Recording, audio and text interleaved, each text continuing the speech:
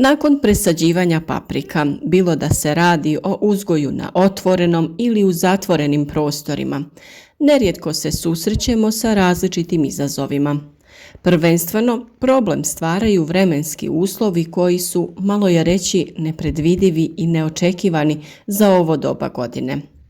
Iako smo u ovo vrijeme naviknuli da su biljke lijepo ušuškane u zemlju i da već lijepo napreduju, ova godina je posve drugačija. Visoke temperature i suša u početku, sada praćene naglim zahlađenjem i obilnim padavinama, nešto je što ostavlja veliki trag na našim biljkama. Ljubičasto obojeni listovi i uvijanje posljedica su reakcije paprike na uslove uzgoja. Uzroci koji dovode do ovih pojava su različiti, ali možemo djelovati preventivno i spriječiti ih. Ostanite sa mnom i poslušajte sve o ovoj temi, a za još sličnih savjeta zapratite naš kanal, podržite nas klikom na like ili podijelite video sa prijateljima na društvenim mrežama. Često se kaže kako je paprika svojevrsna gospođa u svijetu povrća. To je toploljubiva kultura koja ima velike zahtjeve. Vrlo često se na njezinom listu mogu vidjeti promjene koje su reakcija biljke na uslove u kojima se uzgaja. Najčešće se javljaju ljubičasta boja listova i njihovo uvijanje. Biljke znakove nezadovoljstva pokazuju na listovima i na svom izgledu. Vrlo je važno znati prepoznati šta ih muči i šta im to nedostaje.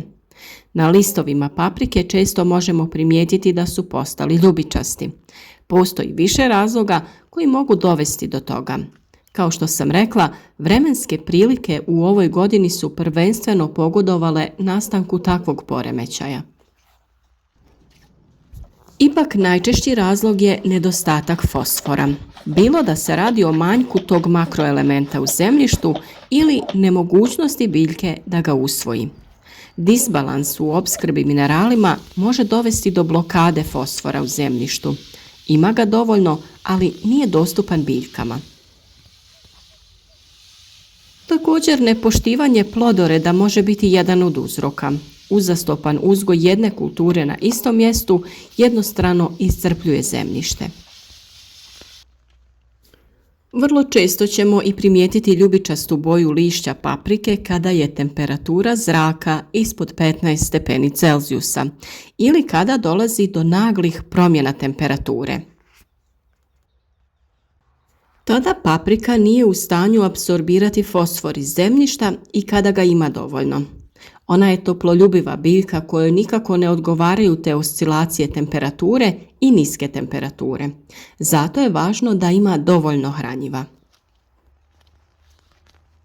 Nedostatak vlage tokom sušnog perioda također može dovesti do smanjenog usvajanja i ove pojave, ali i prevelika količina padavina koja ispira zemlju i odvodi hranjiva u dublje slojeve tla, što ih čini nedostupnim korijenu paprike.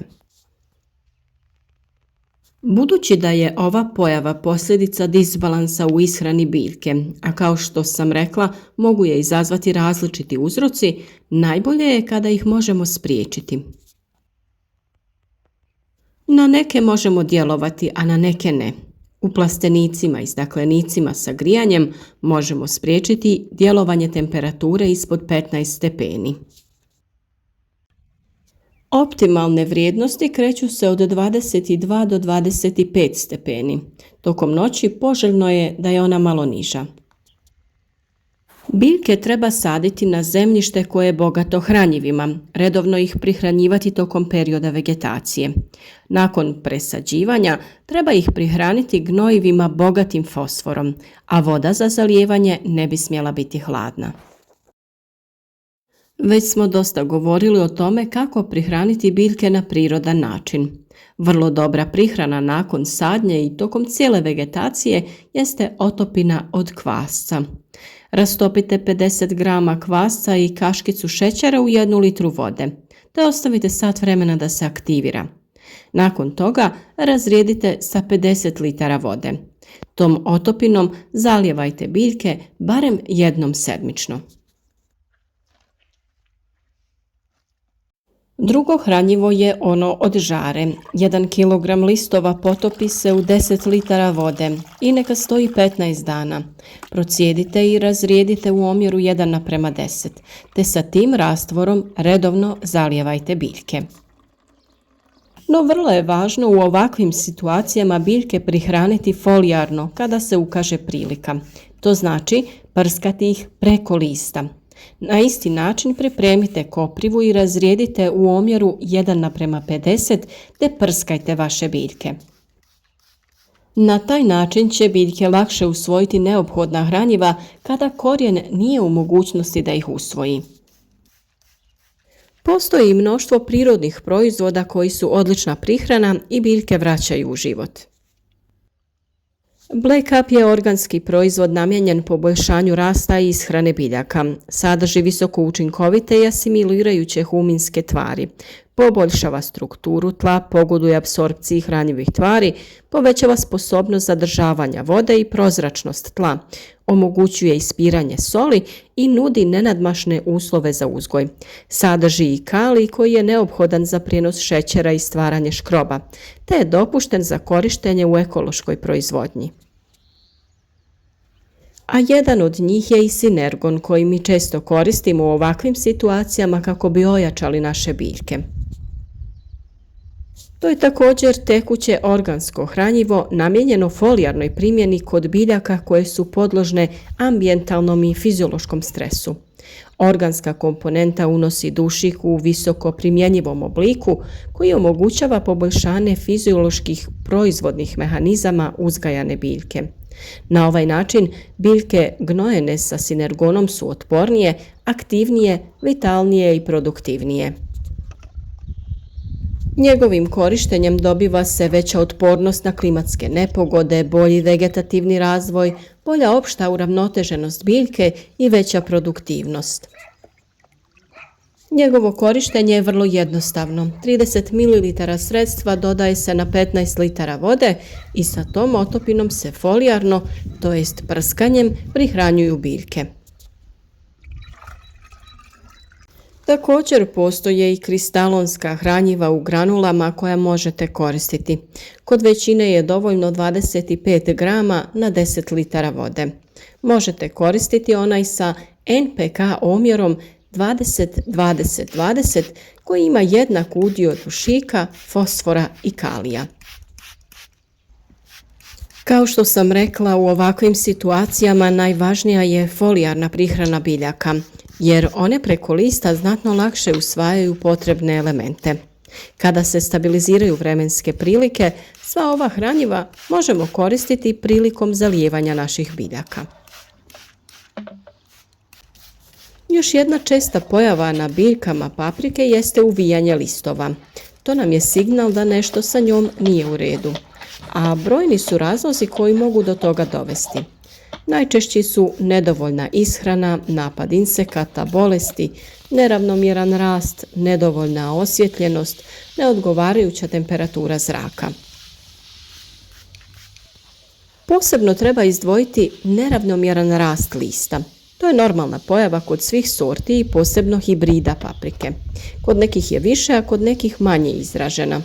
List nema idealan oblik, ali ne smije se uvijeti. To istina neće utjecati na visinu prinosa, ali često izaziva zabrinutost kod hobi vrtlara. Kovrčanje uzrokuje i neravnomjeran rast.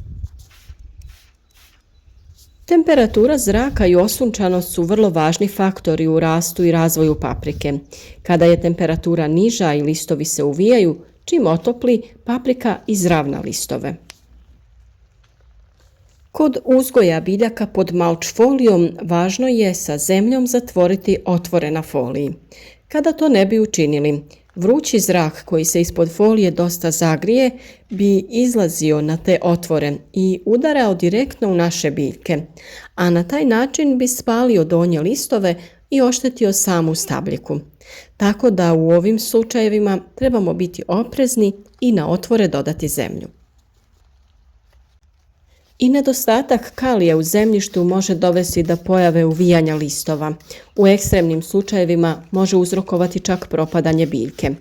Dodavanjem hranjiva koja su bogata tim elementom možemo spriječiti taj problem. Dobro rješenje su ona hranjiva na bazi pepela ili biljna od gaveza. Uvijanje listova može biti posljedica djelovanja grinja ili lisnih ušiju. Ovi štetnici listove bodu i sisaju da se on zbog toga uvija i deformira. Naravno, to je posebna tema kojoj ćemo posvetiti poseban video i dati vam detaljne upute kako se boriti protiv ove pojave. O pripravcima od pepela i gaveza kao i koprive i kvasca smo pričali u nekoliko videa, pa kako ne bi previše dužila, među zadnje objavljenim videima na kanalu lako ćete pronaći sve ove recepte. Za sve bitne savjete o uzgoju voća i povrća kako bi i vi imali izobilje paprike i ostalih biljaka, zapratite naš kanal i kliknite obavezno na znak zvonca kako bi redovno dobivali obavijesti o svakom novom korisnom savjetu.